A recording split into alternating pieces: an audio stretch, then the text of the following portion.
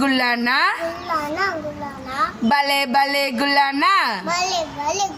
நாள் வராது பொழுது போனா கிடைக்காது காலு ரெண்டும் சொக்கவே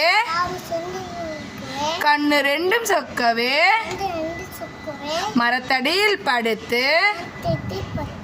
தூங்கி போனால் வியாபாரி மரத்தின் இருந்த குரங்குகள் கீழே இறங்கி வந்தன எடுத்து போட்டன